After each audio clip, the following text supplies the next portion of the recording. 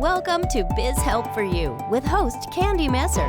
Entrepreneurs like to focus on the big picture, like profitability, success, and a smooth-running organization. But there always seems to be those little things like taxes, employee compensation, laws, regulations, and more. Now you can get the answers you need in one place.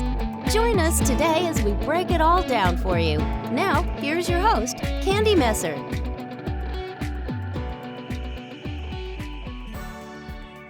Hello and welcome to Biz Help for You with Candy Messer. Thank you for joining us today. I hope you enjoyed my last interview. And if you missed the episode and would like to listen to the show, links can be found on my YouTube and Facebook pages, as well as multiple favorite podcast platforms. And if you'd like to receive notifications on when our podcasts have been uploaded, please like and subscribe. Now, let's learn a little bit about my guest today. Peter Anthony's mission is reminding you that you are one conversation away from a breakthrough. As an expert in business relationship development, Peter has run workshops for thousands of people in 12 countries over 20 years. His book, Collabradabra, highlights the 6 moments that matter to maximize collaborative outcomes, one conversation at a time. So, Peter, welcome to the show. G'day, Candy. How are you today? I'm doing well. I'm happy to have you here today. Yeah, well, welcome from Sydney, Australia. Normally it's about the mid 30 degrees Celsius, but this morning we've got some unseasonal rain, so couldn't go for my morning swim. Okay. Well, sorry to hear about that, but I'm looking forward to this conversation, so I hope you enjoy it. And what I would love to say, first of all, before we get into any questions that I have for you, is just tell me a little bit more about yourself and how did you even begin working with people to help them improve their communication? It all began with selling, Candy. I spent 10 years working in the advertising profession. Then I started consulting and I was taught, like many people, to sell. And what I found was that the more I tried to sell, the less I sold. The more I just genuinely just sat down and spoke to people, like my mum taught me, the more people bought from me. And the more I took on board the sales training, the less I sold. So that just started being on a mission to understand, well, if selling doesn't work, what does? Mm-hmm. And I went back to college, did a master's in communication. And through working with the people that you just mentioned in the intro, I developed a collaborative approach. And I called it Collabradabra because that's abracadabra, magic. Mm-hmm. There's magic in this collaboration thing. Mm-hmm. So that's how it started. Well, I think it's important because you were talking about, how selling isn't really working and, collaboration is the way to go. But if that is something that is so easy for people to understand, you would think they would understand that, right? Yes, let's have a conversation, let's collaborate. Why is it that they're being taught differently how to sell? And why is that, still perpetuated? I think it's perpetuated because there's a huge sales training industry, as we all know. And I guess I'd ask you the question, how did you feel the last time you felt like you were being sold to? You not great. Probably felt how? And not great. You probably felt a bit cynical. You probably distanced yourself from the person that was selling to you. You probably, if you did buy, you thought, well, I've got to put downward pressure on prices because that's what buyers do. So we know intuitively it doesn't work. But up until recently, there hasn't really been an alternative. Mm-hmm. You think, well, if selling doesn't work, what do I do? If I can't sell, something's wrong with me. So that got me thinking about, well, if selling doesn't work, what does? And I remember I was sitting in an airport lounge in between workshops, just enjoying a glass of wine, thinking, well, selling doesn't work. I wonder if the opposite would work. Because I tried everything in between. I thought rather than just going in graduations, let's try the opposite. So I fortunately had a workshop coming up in London. And I told the client, look, and he shared my concerns. I said, let's try the opposite. So I had a live laboratory of 10 people in a room. And I said, look, they're a big engineering consulting firm, this particular group. And engineers weren't keen on selling anyway, like most people aren't. I said, let's try the opposite. Let's develop an approach that is built more on opening relationships rather than closing sales.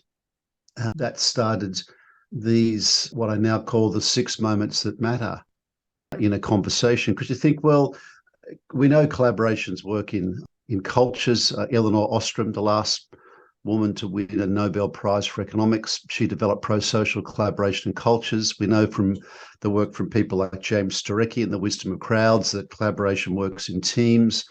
We know from work with people like John Gottman from Washington State University that collaboration works even in romantic relationships. So no doubt it could definitely work in commercial relationships. And it doesn't really matter what you're selling. You could be selling anything from something in a retail store to a customer, right through to selling a $500 million engineering solution. And you'll find the same approach works because we also know from looking at brain science and the brain evolution, if you like, when Homo sapiens first arose as one of the most prolific and successful apes, if I can use that phrase, hundreds of thousands of years ago, one of the reasons we dominated over the other species was because we developed these prefrontal cortexes that allowed us to communicate to each other, to share ideas, to collaborate in tribes and become successful. So it's part of our DNA. And it just feels better when you collaborate. It feels better when you're having a genuine conversation with somebody and you are genuinely interested in them achieving their outcomes and they're genuinely interested in you achieving yours. So there's a lot of good science behind this too, Candy. Mm-hmm. So can you give the listener some tips then if they're saying, I hear what you say and I want to learn how to do this, but I'm not sure how to get started? Like, what are the tips that you can help them have those conversations, right? That can be collaborative in that moment. Like they might be thinking collaboration could take time over, a span of months, weeks, years, whatever, versus I'm going to talk with someone tomorrow. Yeah, it does. The time's a good point. Many of your listeners would have heard of Stephen Covey, The 7 Habits of Highly Effective People. His son, Stephen R. Covey, did a lot of work on trust and collaboration and wrote an awesome book called The Speed of Trust. And he rightly outlines that collaboration takes a little longer in the beginning. So I can't promise you a quick fix. Mm-hmm. It takes longer in the start. But then once you develop that collaborative spirit, things start happening faster. Like in any good relationship, if you're talking to a close friend about, say, going on a holiday or going to dinner or you're discussing anything, things happen a bit faster when you've got a quality relationship. So definitely the beginning takes a bit longer, but then things happen faster. In terms of tips, what we talk about is having 3 intentions, if you like, before the collaboration starts. Clearly, collaboration's one. You're deliberately collaborating and you make that really obvious and public to people. You have an authentic spirit off the back of work of people like Brené Brown to have the courage to be yourself, as she puts it beautifully, tell the story of who you are with your whole heart. And also an optimistic intent, which is often challenging, particularly post-COVID in challenging environments, to have an optimistic intent that, you and I, by talking to each other, can make things better for both of us. So you start with those intentions, those deliberate intentions. And then we've identified what we call 6 moments that matter. They're not steps, not like a structured series of steps, because the moments are going to change depending upon who you're talking to and what the environment is. But the first of those moments is before the conversation takes place, you're thinking deliberately about a goal. You're thinking about, okay, what is going to be different about how this person is thinking, how they're feeling, or what they're doing? Think, okay, I'm going to be changing how they're thinking in a beneficial way. It's likely if you're providing something to somebody that it's likely you know more about that than the person that you're talking to. So it could be changing how they're thinking about this particular product, whether you're selling photocopiers or bridges. It's that you're going to have a lot more knowledge. So maybe it's changing how they think. Maybe it's changing what they're doing, changing a process, changing how they go about doing their business. Or it could be changing how they're feeling. They could be feeling anxious. They could be feeling pessimistic about their business outcomes. They could be feeling like they're not sure they can trust you yet. So you think, okay, I'm going to be changing how they're feeling. And with that intent in mind or that goal in mind, you then go ahead and meet. And there's a lot written in the sales literature about, relating and matching and moving your arms like they move their arms and moving your body like they move their body. But that frankly looks weird. It looks a bit strange. Whenever I see it in action, just 2 people mimicking each other and the other person can sense that you're moving your shoulders a certain way and moving your head a certain way. And then whenever they say anything, you go, or ah, it just looks fake. You think, okay, so what do I want to do? The best research suggests that most rapport is happening subconsciously. Like if you think the last time you fell in love, you didn't do it consciously. It just happened subconsciously. And the last time you met someone, you thought, wow, I really like her. I really like him. I can really connect with her. It's happening subconsciously. And the way to access that is when you first meet with the person to just listen until you disappear. And I love that thought. You listen until you disappear. Like all your thoughts or your intent, all that stuff just disappears. You put all of your attention on them, or your attention, I should say, on them, and they'll sense that. And then you'll pick up all those subtle conscious and subconscious cues and clues they're giving you. And that's the beginning of the relating part, because we know most of that relating part is happening subconsciously, and trying to do it deliberately just seems contrived and fake. So they're the intentions, and they're the first two moments that matter. Does that make sense, Candy? Mm-hmm. Yes, it does. Yeah. Well, and I was thinking that while you were talking about that, and I know you've got a few more moments that matter to talk about too, but while you're even talking about that and saying, listening till you disappear and having the collaborative conversations, are you starting that conversation just on like personal notes, even though this is a business meeting? Like, how do you even have that conversation where you're allowing them to express themselves, but it's still in the long run, business focused? It is business focused, and that's going to vary with who you're talking to. I mean, we do a lot of work around psychometrics, and clearly one clear polarity in psychometrics is outcome focused or people focused. Some people you meet will be very outcome focused and they want to get straight to business. That's the case, you get straight to business. And some of the clients I meet with, there's zero personal rapport. It's just straight to business right away. Mm-hmm. And for some folks, that feels a bit uncomfortable, but that's okay, because you're going to where they are and increasing their level of comfort. Other folks like some personal rapport. They might want to talk about kids or family or golf games or the Super Bowl or Patrick Mahomes. They might want to have that conversation first and be happy to engage in that. But then you'll find there'll be a stage for the more direct outcome focused people. Will be immediately. For the more social, chatty people, maybe the people you know a bit better, it might take a little longer, like a 1 hour conversation. It might be 5 or 10 minutes of personal rapport until they're comfortable, they're connected. And then we can move into moment number 3, which is giving the conversation some structure by taking the lead. Like you are, and you may have done this before in like an email or some sort of correspondence beforehand where you're structuring the conversation. And you're answering 4 primary questions they've got, like why the conversation's taking place, what outcome you're looking towards achieving together, how you suggest we do that in the conversation, and finally, so what's next? So how does this conversation translate into a relationship and move the relationship up a commitment curve that we talk about? Because you're thinking, okay, I'm looking for each conversation to gradually build the commitment, and through the conversations, you're building relationships. You might say something like, well, g'day, Candy, thanks for agreeing to meet today. Look, the reason we're meeting is this collaborative conversation idea. Looks like it's getting traction. It could be important for you to really understand how that might work. And by the end of the conversation, you'll get a better feel of some of the key moments that matter in a collaborative conversation. I thought first I'll just ask you some questions about what your business is, the sort of clients and customers that you're looking towards engaging.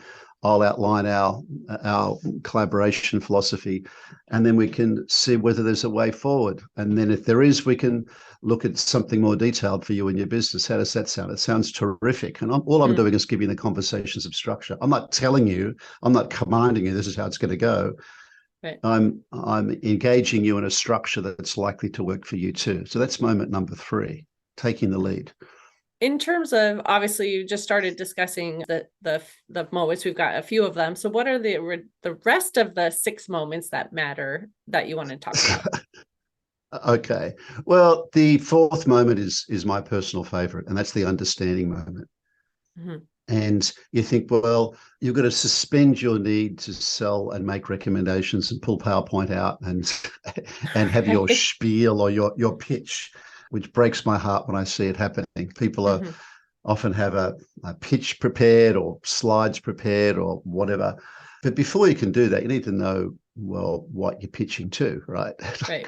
And you'll find that a good sales relationship, rather than having a big close at the end, it's a series of small agreements leading to a larger one. So it's okay. I want to understand Candy. I want to understand how she's thinking about this decision. Like, are you thinking about buying anything right now, Candy? I mean, are you thinking anything you've got in mind? Are you thinking about buying a car? Or I spoke to someone recently on a podcast, and she was thinking of buying a piano. Oh, interesting. Have you got something that you're thinking of buying? There is, yeah. Now? My husband and I are looking at potentially buying something. Yes.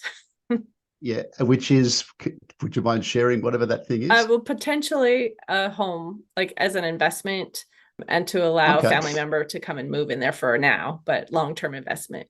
Oh, cool. Okay, so you're thinking about buying a home. So if I was a realtor or someone in the real estate business area, I'd be asking you something like, so when you and your husband are thinking about like considering this, I know it's not a decision yet, it is still in the consideration phase. What sort of things are important to you? And what would you say? You'd say what? You'd say, what would the answer be? That'd be things like what? There's a few different things. Obviously, I mean, if we're looking at a home, obviously we have a price, that we want to stay in, an area, maybe a certain number of rooms or something like that. There's different things that will go into what is an ideal place or not.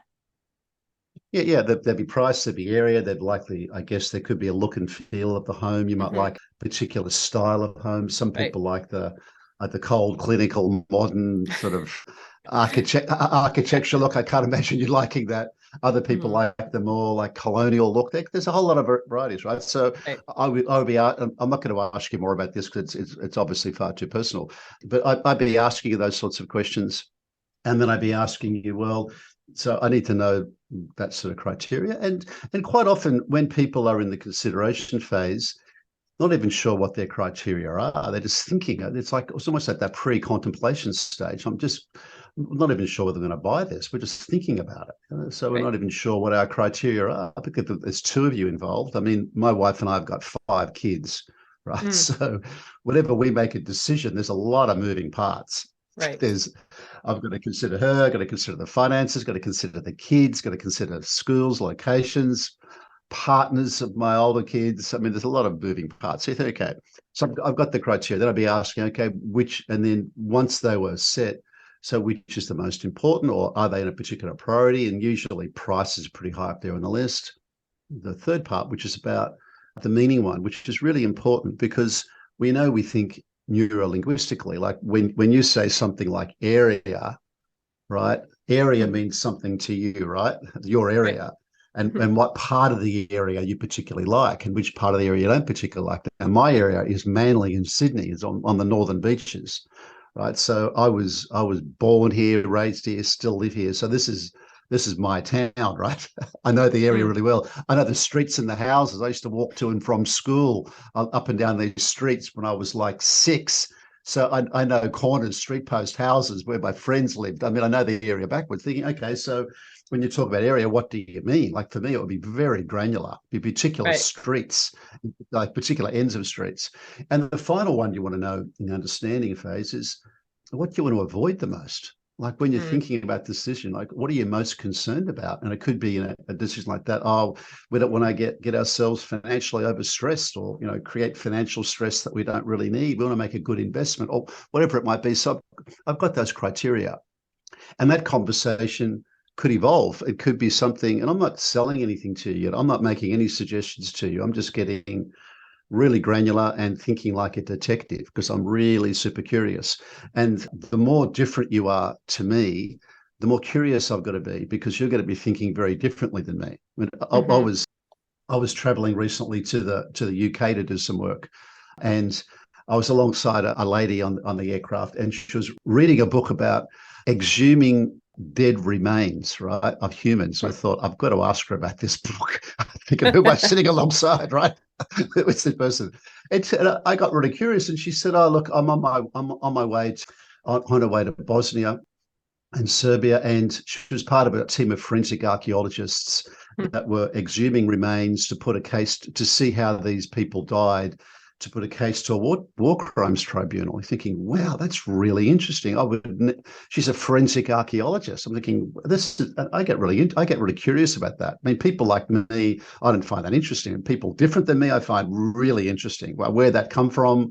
How'd that arise? What gives you interest in this? With her, it was all about justice. So you're thinking, what would you avoid the most? And for her, it wasn't about archaeology or even human remains. It was about getting justice done for those people that had been killed, which is really cool. That was her motivation. Think, what do you want to avoid the most? And then you start getting into what's really happening for them. And as you're deepening the understanding, you're deepening the relationship. So that's what we're up to, moment number 4. And that part could take a couple of conversations by itself. Mm-hmm. And you're genuinely interested in understanding because you want to start understanding. And as you're doing that, you're thinking, well, I wonder how closely what I'm recommending or what I'm potentially recommending is going to fit with what Candy's looking for.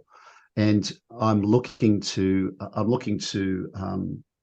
I guess, qualify you out as much as qualify you in.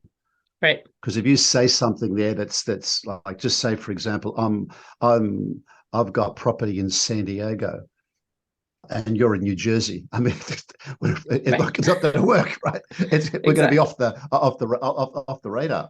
So, and that's the largest part, and I believe the most important part. There's no particular questions you're asking. I'm not going to give you 4 chapters of questions to ask or closing questions and closing techniques.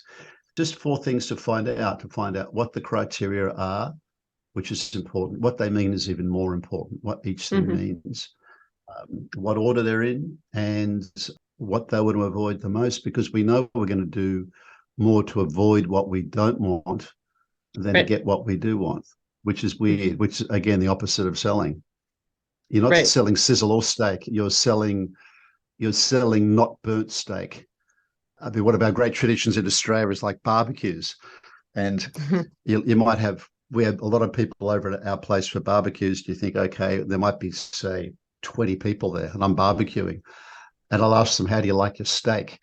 And they'll give me like their definition of how they'd like their steak, and they usually tell me how they don't want it. Like, I want it well done, but not burnt, right? I don't want it like hard on the outside. So I'd like what I don't want as well as what I do want. It's bizarre how that works. So the first 4 moments. Nice. Yeah. So I know, like, you've got the 6, and I don't know if we'll have time to go over all the 6, but one of the thoughts that I had while you were talking is, well, what about people that call, and sometimes you have a process where you want to have this conversation, but they want to just get to it. Like, how much do you charge? Or how do I get, so how do you handle that situation where you do want to have the conversation to learn about them, but sometimes the people just don't want to go down that route? So someone rings you and says, oh, hi, I'd love to work with you. How much do you charge? Is that what you're thinking? Yeah. Okay. What I'd suggest is tell them straight away, because obviously they're people that are trying to qualify you out fast. Right. And they've got a hard and fast budget or a hard and fast timeline. I get them too. I get people approaching me, asking me questions like that. And I tell them quickly, I say, hey, here's the rates, here's what I charge, here's how it works. And often they're calling on behalf of a boss, so they've got a very strict budget. I'm not particularly keen on clients like that, to tell you the truth. Right. Because I don't offer a cheap and cheerful. I'm not the cheap guy, right? Because what I do takes time, right? And I can't do it quickly or cheaply. But I'll tell them straight away. I'll tell them. I'll take their lead if that's what they're looking for. If that's the case. Yeah, I know there are times that will happen. Even for us, I'll say, we don't have just like a certain hourly rate. Like, we look at the scope of work and we need to understand what's going on in your business. And we ask for a questionnaire ahead of time before we even get on a call. So I know about the business a little bit to start to even know what to ask.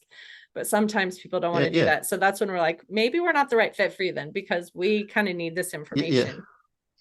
Exactly. And I guess that's a strategy question. You think, well, before I get into the collaborative conversation part, I do the planning part and think, okay, who are our ideal clients and how do we make ourselves more ideal for them? Like, am I BMW or am I a Hyundai? And if I'm a BMW, you're attracting BMW buyers. You're a nice showroom, you've got nice shiny cars, you've got well-qualified professional salespeople. And I'm not knocking Hyundais or BMWs, but you've got to work out what brands you are. It's a different market. And then if you are the BMW, you're going to attract people that want to buy BMWs. You treat them like BMW buyers. You give them that, what BMW call the ultimate driving experience. You give them the ultimate business consulting experience. And that's what you look like. That's what or maybe you're in the mid-market, which is where most people are. You're in the mid-market, and that's fine too. You're deciding that in advance. And by your branding, your collateral, your website, like everything about you looks like, feels like, sounds like that particular brand. So you get less of those, what do they call them in the car trade? The tire kickers that get sticker shock. I love that phrase. When I first heard that with a guy in Dallas, I was working there. This guy said he got sticker shock. I thought, what is sticker shock? I had never heard that phrase before. Sticker shock when they get like deer in the headlights. They're a bit concerned. So I'd say that goes back to your brand. Have the courage to select the ideal clients for you. Have the courage to brand yourself like that brand. And because the clients or customers are looking for you as much as you're looking for them. If you're in the accounting space and you're looking in the mid-market, there's mid-market organizations looking for quality accounting and financial advice. They're looking for you as much as you're looking for them. So brand yourself appropriately and they'll find you, and then have the sort of relationship with them they're looking for. Perfect. Yeah. Well, I know we're running out of time. I know there's a lot more we could have a conversation on this topic because it is important, but I would love to ask if you have an offer that you would like to share and how our listeners can connect with you. Yeah, well, they can connect with me, same place. PeterAnthonyConsulting.com is my website. And I'd like to offer the listeners for free the first chapter of the book, which summarizes the whole approach. There's 10 chapters. Log onto the site, you'll find a link there, and I'll send you a free copy of the first chapter. You'll get the planner, you'll get all the steps explained in detail. Happy to do that. PeterAnthonyConsulting.com, that's the place to go. And I'd love to share the collaboration message with you guys. Perfect. Well, thank you, Peter, for being a guest on my show and sharing your expertise in this area. I really appreciate it. Pleasure, Candy. Bye. And to the listeners, thank you for tuning in. I hope you found this topic interesting and it answered some of your questions on collaborative conversations. If you have any additional questions or comments, be sure to reach out to Peter at the link he shared or send me a message at media@abandp.com. I hope you can join me for my next interview. And remember, you can connect with me on Twitter, Facebook, and LinkedIn. And my website is abandp.com. You could also find the podcast Biz Help for You on many podcast platforms, including iTunes, Google, TuneIn, Stitcher, iHeartRadio, and Spotify. And would you please share my show with those you know and leave a review on your favorite platform? I'd really appreciate your support. Thanks so much. Have a great day. Thank you for listening to Biz Help for You. Please join your host, Candy Messer, again next time. Have a terrific day.